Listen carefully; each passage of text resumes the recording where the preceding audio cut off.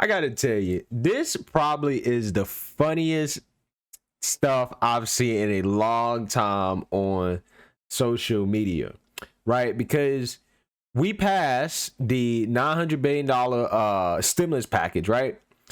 And everybody started freaking out on social media when Charlie Kirk came out and said, oh, the Democrats sent $600 in quote stimulus to you, but they're sending $130 million to Nepal, $135 million to Burma, $85.5 million to Cambodia, $700 million to Sudan, $1.4 billion to something called the quote Asian Reassurance Initiative Act. What an absolute disgrace, right? So the social media world goes in a frenzy because of this. And there's so much in a frenzy that even Tracy Beans is agreeing with AOC, who's also pissed off about what's in the so-called COVID-19 stimulus bill as well, right? So she's on Twitter complaining because Congress apparently didn't actually have time to read what was in the stimulus bill and basically they had to vote on it. Right now, what people seem to be forgetting, and I'm not trying to pick on anybody, I'm not trying to call anybody out, I'm just saying because this is happening on the left and the right. What people seem to be forgetting is that they passed this bill as an omnibus spending bill, right? So you have the $900 billion COVID bill, and then you have the $1.4 trillion government spending bill that is literally passed every single year. Now, what people are referencing, and again, I'm not trying to pick on anybody. I just think it's funny because this is bringing the left and the right together on something, even though it's on a false premise, but the principle is still the same, right? Like what they're talking about in terms of foreign aid is not in the COVID-19 relief package. What they're talking about is actually in the spending bills that we pass every single year. And people just seem to not understand that. And I don't blame them for that because CNN, if you look up the spending bill and you look for the text online, CNN frames their title as if the whole 5,000 page bill is the COVID-19 stimulus package, and it's not. What politicians do is they attach everything together and they pass it all at once. And the reason why they do that is to get people to not veto the bill because there's so much at stake. So that allows them to stuff the bill with all kinds of pork and things that nobody's going to pay attention to, nobody cares about. It's all going to be overlooked. All you're going to see is the headline stuff. And this COVID-19 bill was thrown in with the annual spending bill that we pass every single year to keep the government open, okay?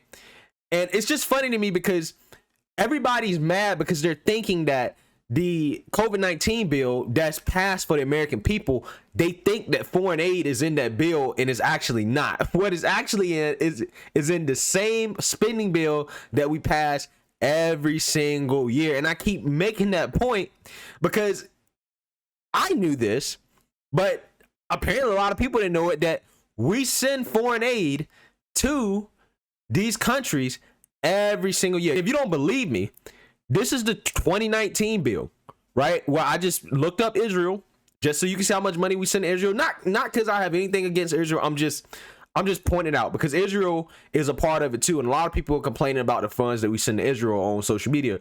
But you can see here back in 2019, provided further that the funds appropriated under this heading, not less than $3.3 billion shall be available for grants only for Israel, which shall be dispersed within 30 days of enactment of this act. I'm just bringing this up purely to prove my point that this is a part of the spending bill. This is not a part of the COVID-19 bill.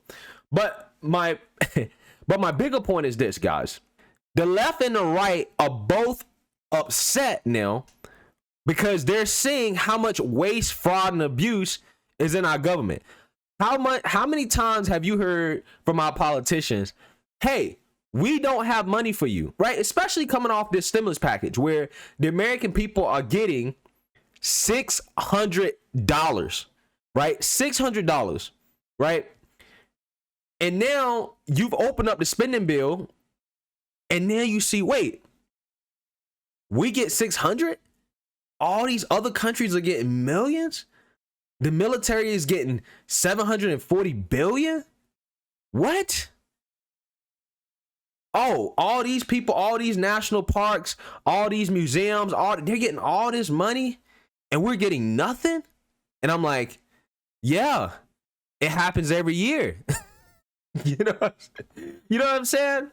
Like, and the thing is, man, is that, you know, I'm doing this video because I pride myself in trying to be as factual as possible and trying to educate people in terms of how our government actually works, because there's a lot of misinformation out there. And this is probably one of the biggest pieces of misinformation I've seen that both the left and the right are agreeing on here. And both of them are confused in regards to what they're actually looking at and what they're actually reading.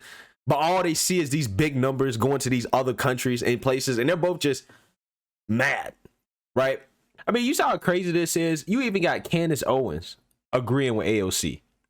Candace Owens, the last person I would ever think that would agree with AOC, right? Like, she tells AOC, I will 100% agree with AOC on this one. This isn't a stimulus bill. I mean, it's not a stimulus bill. It's the actual spending bill. But regardless, this is a heist. Wealthy people are stealing tax dollars under the guise of the 2019 relief. Hey, man, the game has always been rigged in a certain way, right? Like, it's just funny when people start to actually realize this. This is obvious, right? That's why I tell people, if you ain't invested in the stock market, you better be invested in the stock market, because the rich always win. So if you invest like the rich, you're going to get some of the same benefits, right? Like, when it comes to bailouts, every time the government bails something out, right, the first people that are going to get bailouts are going to be the stocks, big corporations, real estate, foreign countries. Everybody gets priority over you every single time. I mean, it just is what it is. And when you understand that and you realize that, you say, okay, this is how you play the game. I employed AOC to ask her colleagues why the Smithsonian and Kennedy Center need over $1 billion of our money. They get it every single year. I mean, that's just what happened. Matter of fact, let me look it up. Let me look up and see what they got. Hold on now. The other year, last year. Hold on. Kennedy. Let's see. Yeah. Right here. John F. Kennedy Center of Performing Arts for necessary expenses for operation, maintenance, security of John F. Kennedy Center of Performing Arts. $24,490,000. For necessary expenses for capital repair and restoration of the existing features of the building and the site of the John F. Kennedy Center for Performing Arts, $16,800,000 to remain available until expended. Guys, I mean, I'm just laughing because, look, man, at the end of the day, you know, I'm happy that people are seeing what our government is spending money on. I just think it's hilarious that people just think it's a part of the stimulus, and it's not a part of the stimulus. This is what we spend every single year. Like, you can look it up. That's one funny one. Let's see. Pakistan gender. Let's see. So apparently, again, framing it as a stimulus package is not the stimulus package. Of funds appropriated under Title III of this act that are made available for assistance for Pakistan, not less than 15 million shall be available for democracy programs, and not less than 10 million shall be available for gender programs. Bam. We send 10 million to Pakistan for gender programs. Again, we do this every single year. Check this one out. Y'all gonna love this one. Gender equality.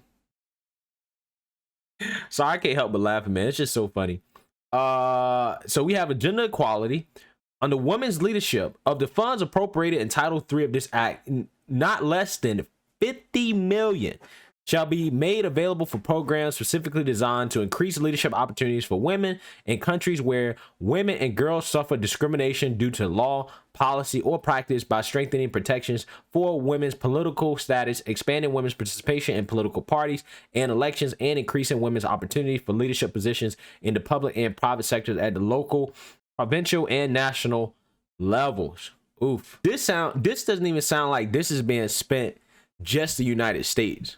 This sounds like this is being spent in other countries as well to promote gender equality. Gender-based violence. Check this out. Of the funds appropriated under Title 3 and 4 of this act, not less than 150 million shall be made available to implement a multi-year strategy to prevent and respond to gender-based violence in countries where it is common in conflict and non-conflict settings.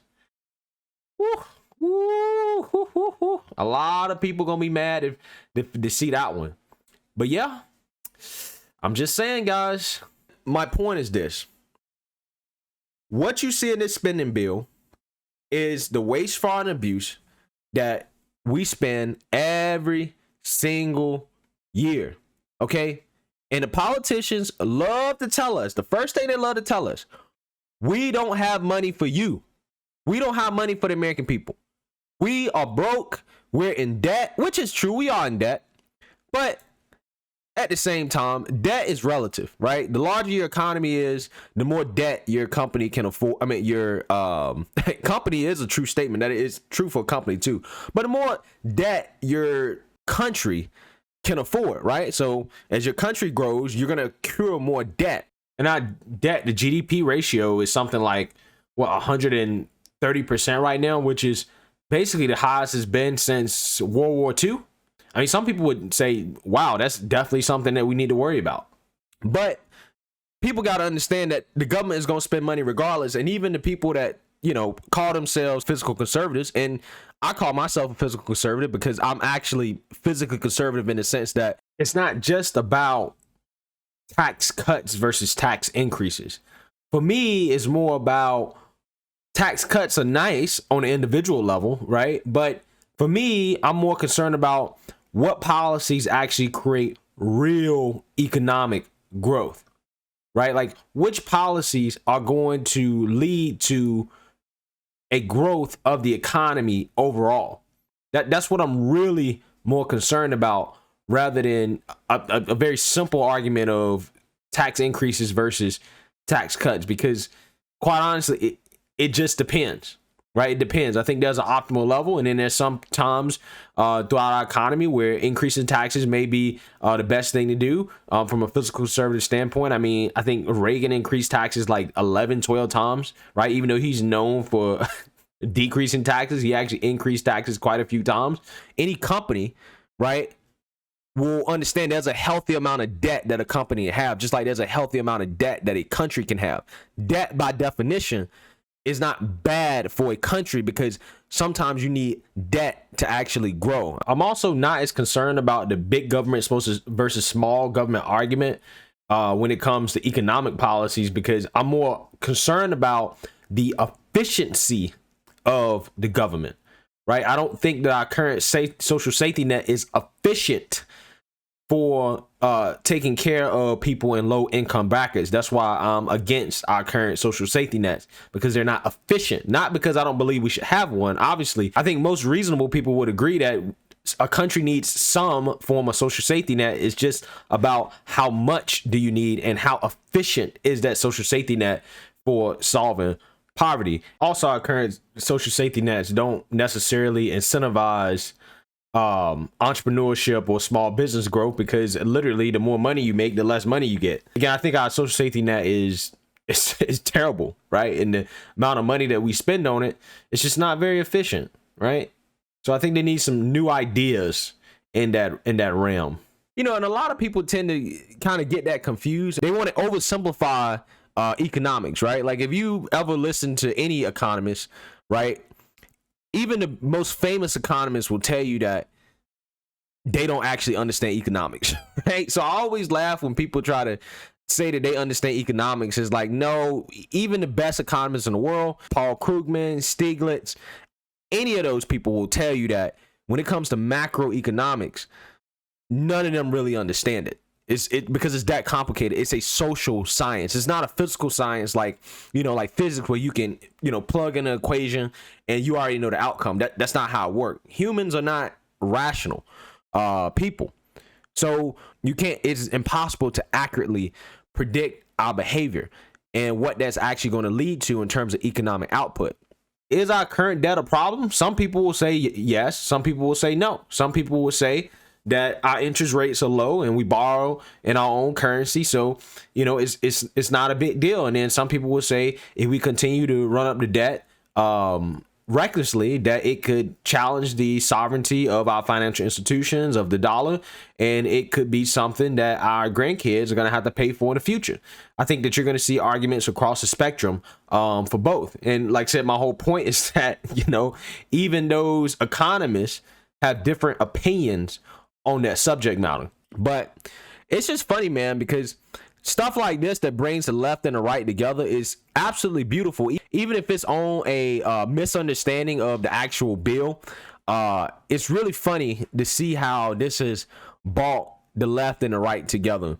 So just to clear up the misconception here, the foreign aid and the military spending and the subsidies for the farmers and the stuff for the museums and all the stuff that you guys see is not from the COVID stimulus package. That's in the spending bill that we pass every single year to keep the government open. And I'm really happy that people can see all the money that we waste on other people and other things, and how every time it comes to, all right, let's help the American people out directly, all of a sudden we don't have any money, or there's some type of stalemate, or there's always some type of issue.